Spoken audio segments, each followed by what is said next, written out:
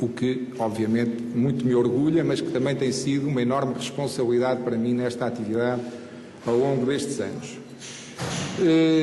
Comecei no Diário de Coimbra, como digo, de que eu era chefe de redação.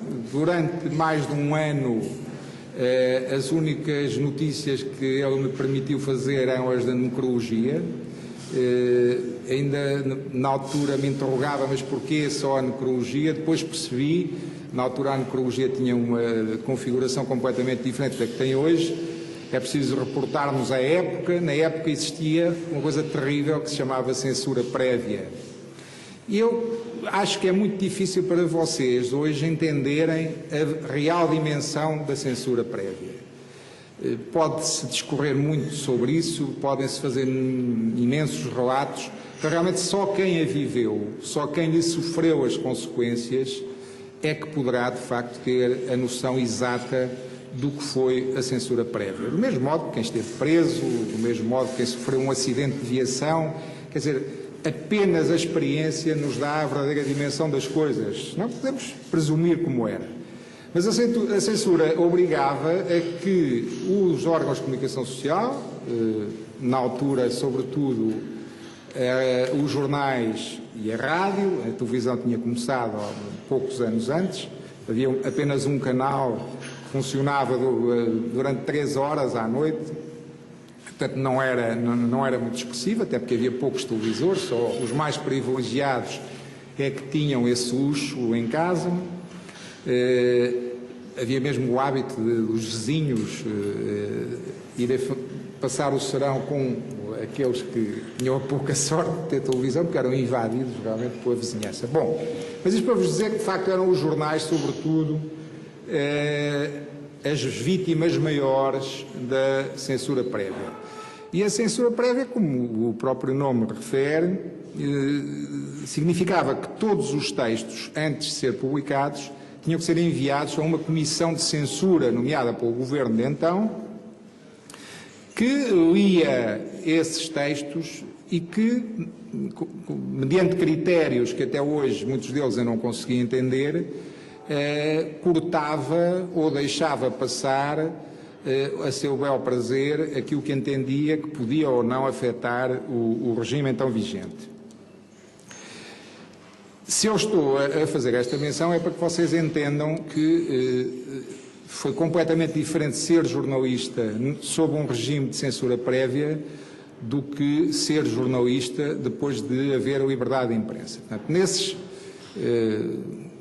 6 anos, à volta de 6 anos em que trabalhei com censura, havia necessidade dos jornalistas serem extremamente criativos no sentido de conseguirem ludibriar o censor, portanto, conseguirem fazer chegar aquilo que pretendiam junto do público sem que o censor disso se apercebesse. Aqui em Coimbra houve uma série de factos que puseram à prova exatamente essa criatividade dos jornalistas, que foi a chamada crise académica de 69, que começou no dia 17 de abril de 1969, um dia em que foi inaugurada o Departamento de Matemática daqui da Faculdade de Ciências. A inauguração foi presidida pelo então Presidente da República, o Almirante Américo Tomás. O Almirante Américo Tomás, alguns chamavam-lhe o inaugurador, porque ele realmente, de Presidente da República, tinha pouco, era um homem que, sobretudo, ia inaugurando e fazendo discursos absolutamente inenarráveis, ridículos, de tal forma que a maior parte deles eram cortados pela censura. É um pormenor curioso. Bom, mas isto para vos dizer que nesse dia, o então Presidente da Associação Académica, Alberto Martins, que é hoje deputado do Partido Socialista, tinha tentado, antes, quando foi feito o programa da inauguração, tinha tentado que o autorizassem a usar a palavra em nome dos estudantes, o que lhe foi liminarmente recusado. Portanto, correndo o risco de afrontar a polícia política, a PIDE, que mais uma vez é difícil para os jovens, se calhar, terem a verdadeira noção do que representava viver com uma polícia política, porque a polícia política não era propriamente uma polícia que andasse fardada, ou mesmo à paisana, como existe hoje a polícia judiciária, ou os agentes de investigação da Polícia de Segurança Pública, ou da GNR. Era uma polícia que tinha tentáculos espalhados por toda a sociedade, que eram os informadores, vulgarmente designados por bufos, que eram indivíduos que eram pagos para, no seu local de trabalho, no próprio café, quer dizer, havia alguns que se sentavam à mesa do café só para escutar as conversas aí, onde os senhores hoje estão sentados, em muitas dessas mesas, pessoas só porque disseram o Salazar já devia ter saído, ou o Américo Tomás só diz disparates, apenas por terem afirmado isso foram presos passados minutos. Portanto, isto para terem bem a noção do que era a repressão do regime então vigente. Mas eu não quero alongar muito, depois podemos voltar aí. Quero apenas fazer esta distinção, o que era ser jornalista antes do 25 de Abril e depois do 25 de Abril de 1974. Histórias de antes do 25 de Abril, há muitas. Devo dizer-vos que as grandes notícias dessa altura eram os acidentes de viação, os acidentes ferroviários e tal. Portanto, essas coisas a censura não levantava grandes problemas. Portanto, se vocês forem consultar jornais dessa altura, hão de verificar que a maior parte das primeiras páginas dos jornais trazem acidentes. Não é?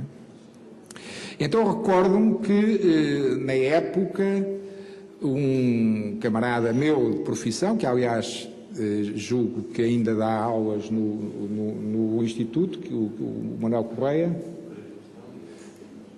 não sei se está aí, se está ele confirmará. Bom, de qualquer das formas, o que aconteceu foi que numa dessas circunstâncias, num desses acidentes de viação, veio um repórter fotográfico. Nós então trabalhávamos no Jornal de Notícias do Porto.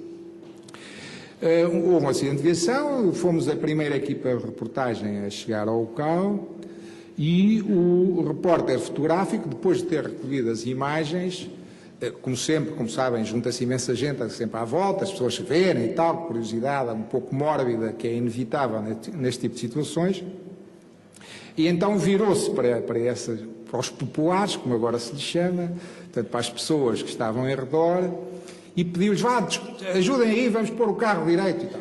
Bom, eu confesso que, jovem repórter, muito verde ainda naquelas andanças, fiquei muito sensibilizado com aquela prova de civismo do dito repórter fotográfico e fui-lhe mesmo dizer isso ao Viseu.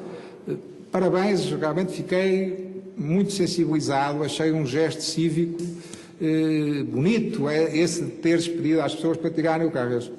Um gesto cívico bonito. Não, senhora, eu mandei tirar o carro, que é para quando chegarem os do janeiro já não poderem fazer o boneco que eu fiz. Portanto, quer dizer, a minha preocupação tinha sido ter o carro no local do acidente, ainda virado de pernas ao ar, para que os jornais da concorrência não apanhassem essa imagem.